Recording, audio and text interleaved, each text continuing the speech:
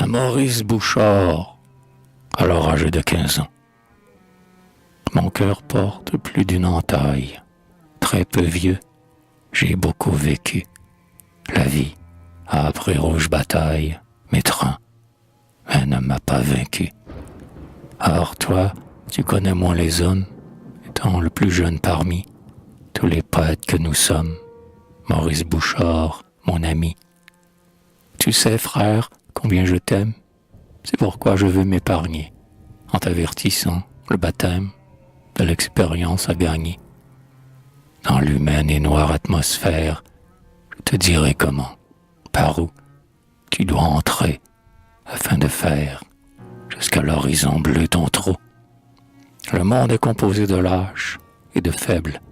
Toi qui te sens hardi, fait pour les grandes tâches, le cerveau plein, les reins puissants. Ne leur laisse pas voir ton torse avant d'être bien aguerri. Leur masse écraserait ta force, leur clameur couvrirait ton cri. Être ainsi qu'un grain dans un crible, perdu, petit, ratatiné, que le lion fauve et terrible ait l'air d'un ruminant mort-né. Comme leur race n'est pas tendre, ils riront autour de toi. Bien, il le faut. Pour se faire entendre, être grotesque est un moyen. Vois, ils s'assemblent, soit fantasques, barbouillés, grimaçants, moqueurs. Sur ta figure colle un masque, mais un faux nez montre un faux cœur. N'embouche pas une trompette de cuivre à l'éclatant reflet. Ce qu'on entend dans la tempête, par-dessus tout, c'est un sifflet. Fille du glaive, prends une batte, bat quelqu'un, et si le battu s'indigne et t'appelle acrobate, réponds-y tout sur le tutu. Chante des chansons ridicules, prêche l'absurde à plein gosier, dit, en voyant des renoncules, qu'elle pousse sur un rosier. Dis que la nuit est la fumée de ta pipe, que le jasmin est une fleur moins parfumée qu'un gueux se torchant dans sa main. Dis qu'il est des têtes sans nuque, des vers sans rime, et qu'un enfant peut être fait par un eunuque, car nul décret ne le défend. Dis que le poète est une huître, la perle étant le Philistin. Dis que ton père était Bélitre, que ta grand-mère était Catin. Braille, blague, monte d'ici, sois blanc, noir, jaune, rouge, bleu. Fais-leur prendre enfin tes vessies pour des lanternes, sacrebleu. Alors, quand le grand rire bête aura bien secoué leurs flancs, gonflé leur col, rougi leur tête et fait rouler leurs gros yeux blancs, quand leurs bouches seront des antres, et quand, le derrière au talon, ils feront craquer sur leur ventre, épanouis leurs pantalons. Alors, dressant ta haute taille, combat sans merci, sans repos, frappe de stock, frappe de taille, et fais des haillons de leur peau. Et s'ils te demandent des grâces, frappe toujours, n'en donne point, et crève leur bedaine grasse, à coups de pied, à coups de poing. Et grandis, grandis comme un songe, leur regard épouvanté, que leur œil dans ton œil plonge, comme dans un puits de clarté. Que tes cheveux soient une queue de comète, et royalement ouvre au vent ta bannière bleue, découpée en plein firmament. Monte plus haut comme un grand aigle, plus haut toujours comme un condor. Monte sans frein, sans loi, sans règle, et perds-toi dans le couchant d'or. Et vogue enfin à pleine voile, loin du monde, loin d'océan, que tes larmes soient des étoiles, et tes sueurs des océans. Mais là-haut dans le libre espace, sur ton corps glorieux et beau, si tu vois qu'il reste une trace de la bataille ou du tréteau, sur ton front si tu vois encore de la boue et du sang vermeil, débarbouille-toi dans l'aurore et sèche-toi dans le soleil.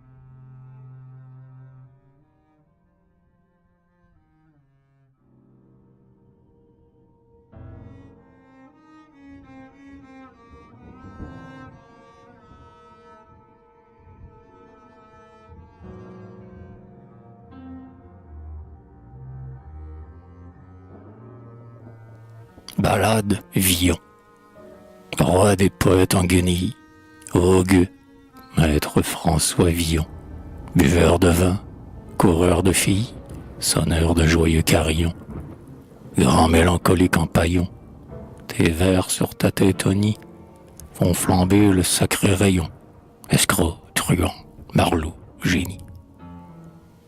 Tu fus le père des bonderies, dont tu remplis le corbillon, et pour de telles peccadilles, tu faillis, quittant le sillon, au gibet comme échantillon, pendre, figure acornie, dont la pluie eût fait un bouillon, escroc, truand, marlou, génie. Laisse les chercheurs de vétilles te piquer de leur aiguillon, sur leur sermon tu dégobilles, à main de Margot la Suillon, tu sues, même à son cotillon, allumer l'étoile bénie qui fait resplendir ton rayon. Escroc, truand, marlou, génie. Prince, arbore ton pavillon, et tant pis pour qui te renie, roi des poètes sans billon. Escroc, truand, marlou, génie.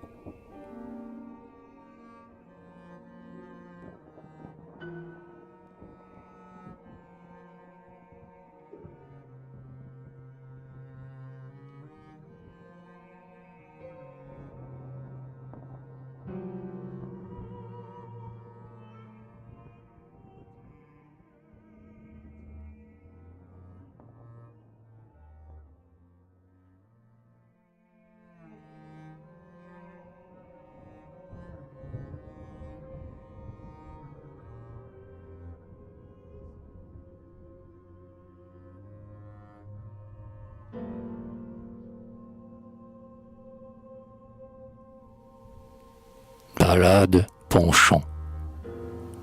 Vous pouvez être un grand savant, aussi grand qu'on se l'imagine, d'avoir noirci fort et souvent votre papier de plombagine, mettre votre esprit en gésine pour vous bourrer le cabochon.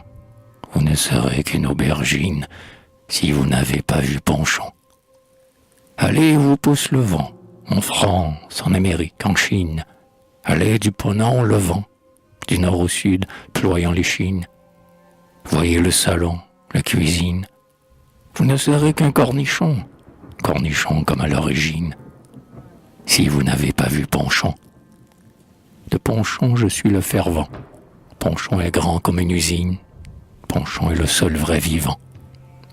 Et j'attraperai une angine, criant comme une mélusine, pour que, du palais au bouchon, chacun pût dire à sa voisine, si vous n'avez pas vu Ponchon.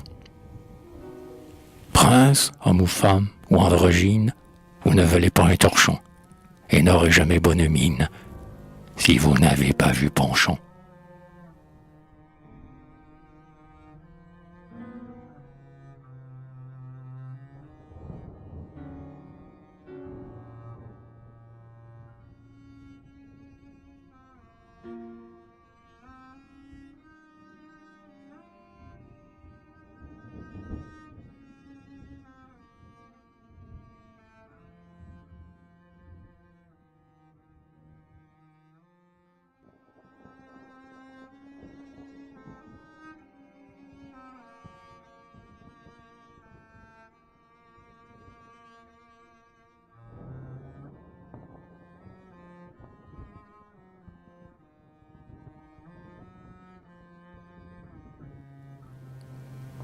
Adrien Juvigny. Il préparait alors sa licence lettres. Oh, candidat, trop peur du verbe grec, fumiste, quel problème êtes-vous? Quel profond alchimiste, en vous décomposant, pourra répondre au point? Interrogation qui dans ma tête point. Quel abîme êtes-vous de noire indifférence? Je sais, pour mon malheur, quelle optatiférence, que le discours latin puissant le moisit, et que vous en mangez. Or, je suis cramoisi quand je vois que depuis 3 mois jamais vous n'eûtes le courage de leur ravir quelques minutes pour venir de mon air me prendre la moitié et respirer la fleur de ma jeune amitié. J'ai besoin de vous voir, mon cher, car je vous aime. Je voudrais vous montrer un peu ce que je sème, quel arbre ou quel légume est né dans mon jardin. Mais vous lisez Pierrot de Sévigny, Jardin et compilations d'expressions triées dans l'ignoble latin moderne expatrié. Vous vivez d'une vie absurde, consumant au jour à des discours ou quelques consultements, à coups de quichera battant la poésie. Ah, quelle servitude, et que la Boétie a mal fait de ne point la mettre en son traité. Voyons, mon cher ami, sauriez-vous arrêter, sempiternellement dans cette obscure ornière? La semaine qui vient est-elle la dernière? Quand aurez-vous fini? Quand peut-on vous avoir? Quand donc laisserez-vous cette crasse au lavoir? Quand nous reviendrons-nous nettoyés de l'antique, revêtus d'un manteau de pourpre romantique, portant l'étoile au front ainsi qu'Ithuriel, chanteur, rêveur et fou, c'est-à-dire réel. Oh, venez ce jour-là, près de la cheminée, la causerie est longue et jamais terminée. Nous causerons devant quelques verres avalés, de ceci, de cela, de tout, de rien. Allez.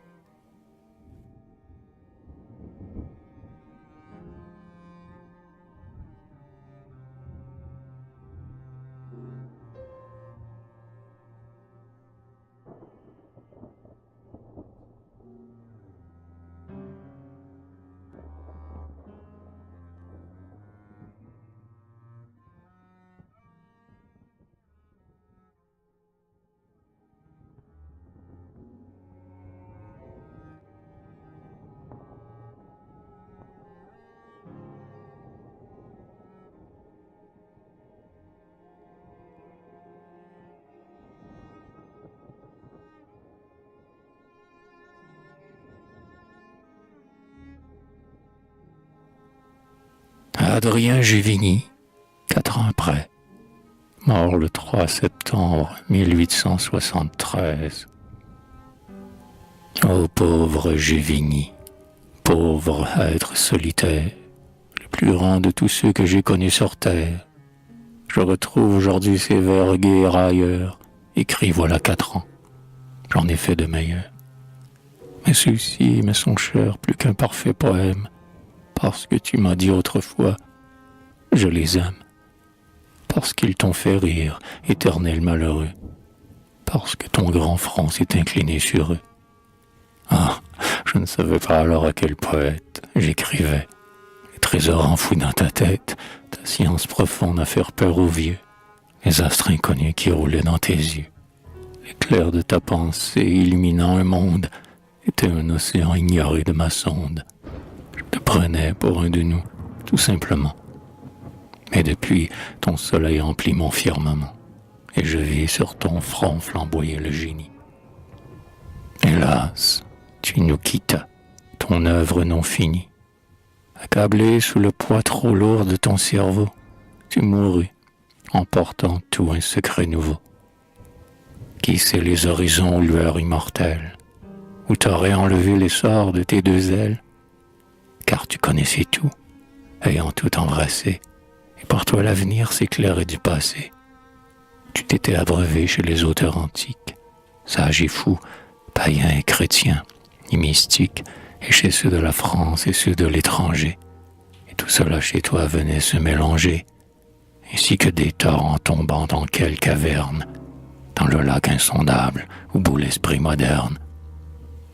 Oh, la modernité, pour prendre un de tes mots, comme tu la savais, avec ses biens, ses mots, à plein poumon saignant comme tu l'as humé, tu l'aimais ton Paris, charogne parfumée, pleine tout à la fois d'essence et de verre. Pourriture aux odeurs subtiles, au ton vert, où poussent les poissons mêlés avec les roses, où rôde le troupeau ténébreux des névroses. Musique où l'on entend sangloter des grelots, et tintinabulé le hoquet des sanglots. Gai carnaval hanté de visions farouches. Alcôve où les baisers qui se collent aux bouches, voraces, font des trous comme le vitriol. Absinthe à l'opium, délicieux alcool, dont tu bus en gourmand, la plus atroce lit, et dont tu te grises jusqu'à la folie. De ce lac infernal, de ce gouffre rongeur, Tu sortis haletant, pâle, ainsi qu'un plongeur. Mais tes deux mains étaient toutes pleines de perles. Ô flot, écartez-vous. Va-t'en, mer qui déferle.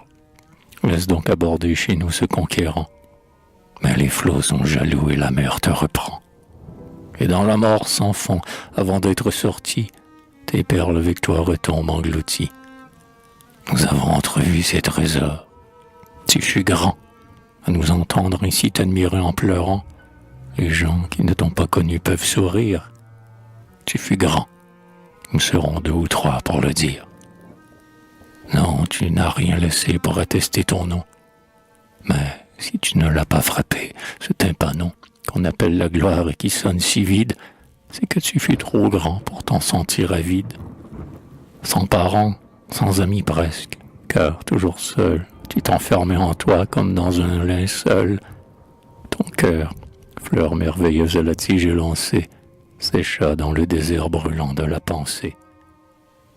Et, sans essayer rien, trop sûr de ton pouvoir, dégoûté des désirs avant de les avoir, tu mourrais. On eût dit un Dieu lassé des choses, portant dans son esprit les effets et les causes, les ayant vus en songe assez pour en jouir, n'ayant qu'à dire un mot pour faire épanouir tous les germes obscurs de la matière immense, n'ayant qu'à le vouloir pour que le temps commence, et qui meurt, dédaigneux d'agir et satisfait d'avoir vu le monde entier sans l'avoir fait.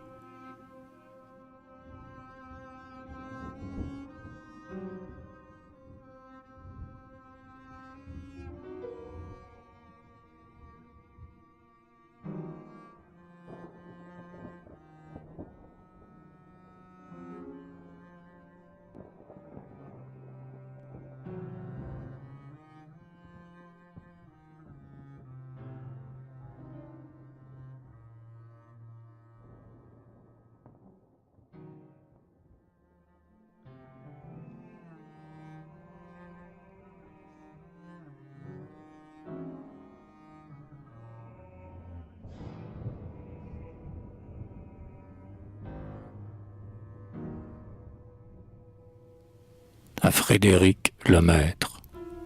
Salut maître, salut géant, salut génie.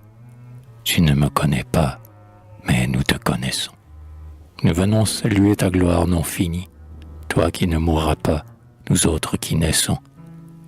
Nous venons saluer l'art même en ta personne, nous venons couronner l'artiste surhumain et dire, dans des vers où ton grand nom résonne, nos souvenirs d'hier aux vivants de demain.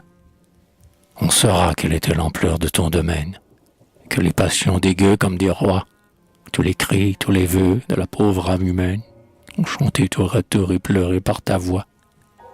Triste ou gai, formidable ou bon, tendre ou farouche, que de fois tu nous fis plier les 2 genoux et voir comme en rêvant, suspendus à ta bouche, les mondes inconnus que tu créais pour nous.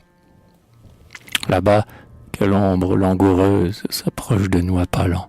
Ah, voici venir l'amoureuse. Tu mets ta main dans ses doigts blancs, tu mêles ton âme à son âme. Elle rit et pleure et se pâme et se sent brûler à la flamme que font les soleils de tes yeux. Et l'aigle avec la tourterelle chante la chanson éternelle et nous emporte d'un coup d'aile, ivre d'amour au fond des cieux. Puis, tout à coup, rugit le drame qui, lion fauve, par les bois, traîne la passion qui brame, ainsi qu'une bêche aux abois. Alors, entrant dans sa tanière, les bras nus comme un beluet, tu prends le monstre à la crinière, tu te roules sur lui, vainqueur. Et, serrant la bête domptée, comme Hercule faisait dompter, devant la foule épouvantée, tu brises ses reins sur ton cœur. Mais il faut que tu te reposes, et des soupirs et des sanglots. Vas-tu donc effeuiller des roses, ou bien secouer des grelots? Non, ton rire, énorme et fantasque, se tord au ride de ton masque, et l'on dirait une bourrasque, qui lutte avec des flots grondants. Fille du sourire fin et mièvre, c'est l'ironie et c'est la fièvre, qui met dans le coin de ta lèvre le pli des sarcasmes stridents. Et comment pourrais-tu ne pas être ironique? Ainsi qu'un carrefour, ton esprit communique aux ruelles sans nombre, aux passages obscurs, d'où l'on voit déboucher, grouillant entre les murs. Ceux-ci pieds nus, ceux-là faisant sonner leurs bottes, brandissant des poignards, agitant des marottes, criant, riant, priant et se tordant les mains. Le troupeau des vertus et des vices humains. Vous représentez-vous tout ce que fut cet homme et ce qu'il a vécu d'existence, en somme? Être Napoléon, Othello, Buridon, Kéan, Méphistophélès, Don César de Bazan, et passer, oubliant ce qu'on était naguère, de paillasse à Vautrin, de Revibla à Macaire. Prendre tout, sentir tout, avoir autant de voix qu'il est d'astres au ciel et de feuilles au bois, s'incarner tous les jours, prendre sans effigie, comme les anciens dieux dans les mythologies. C'est dire que tout l'homme habite ce front-là, et n'avoir qu'un seul cœur pour porter tout cela. Ah, le monde qui vit au théâtre et s'amuse ne sait pas ce que coûte un baiser de la muse, quelle amertume il laisse et quel déchirement dans les grands cœurs blessés qu'elle a pris par amant. Non, vous ne savez pas qu'à son front de monarque, sous la couronne d'or, l'épine a fait sa marque, et que son grand manteau de pourpre éblouissant est rouge d'avoir bu le plus pur de son sang. Non, vous ne savez pas qu'il faut souffrir sans trêve pour donner une forme, une vie à son rêve, que la fleur de l'idée a pour sève les pleurs, que les enfantements sont toujours des douleurs. Et maintenant, qui donc te jettera la pierre, disant que tu devais courber ta tête altière et vivre comme nous, pris sous un joug étroit? Oh génie, après tout, n'avais-tu pas le droit, pour apaiser ta faim, de vivre inassouvi, toi qui donnais ton cœur, de dépenser ta vie? A-t-on vu les lions ramper sur les genoux? Et les dieux sont-ils faits pour vivre comme nous? Va donc, dors ton sommeil dans un linceul de gloire, puisque te voilà mort, bien qu'on ne puisse y croire. Toi qui roulais ainsi qu'un fleuve au large flot, avec un bruit d'éclats de rire et de sanglots, tu te perds dans la mort, dans cette mer immense. Pour la première fois en toi la paix commence. Mais avec le repos ne viendra pas l'oubli. Notre regard de ta lumière est tout rempli, et l'on en gardera l'éternelle mémoire. C'est en vain que la nuit jette son ombre noire sur les derniers rayons d'un beau soleil couchant.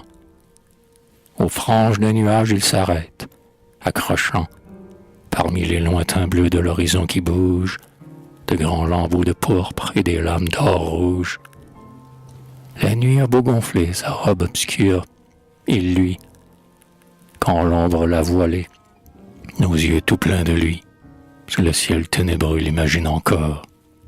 Et demain, quand naîtra la pointe de l'aurore, dans l'azur du matin qui va se déployer, c'est son dernier reflet qu'on croit voir flamboyer.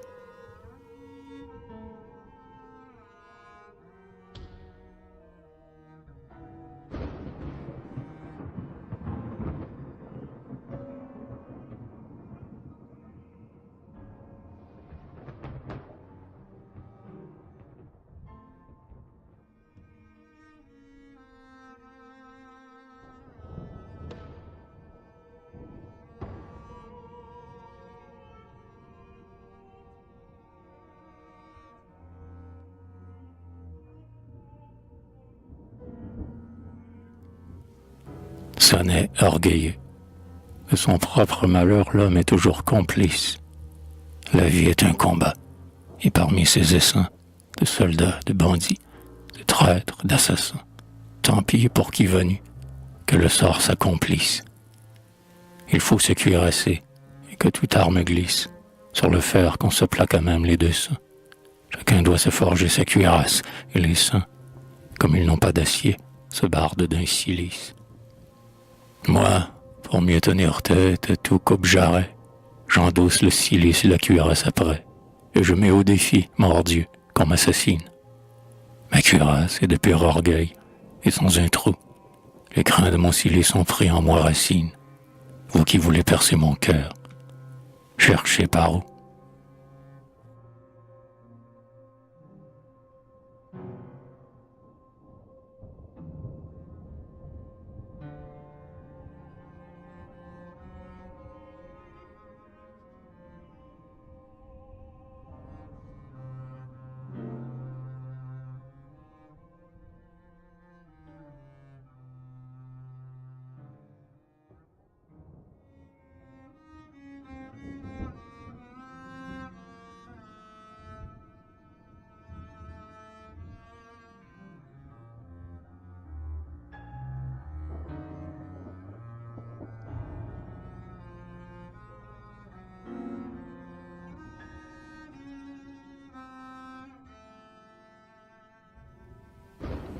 Noctambule, par les quais, les places, les rues, après minuit, avant le jour, lorsque les foules disparues dorment leur somme épais et lourd.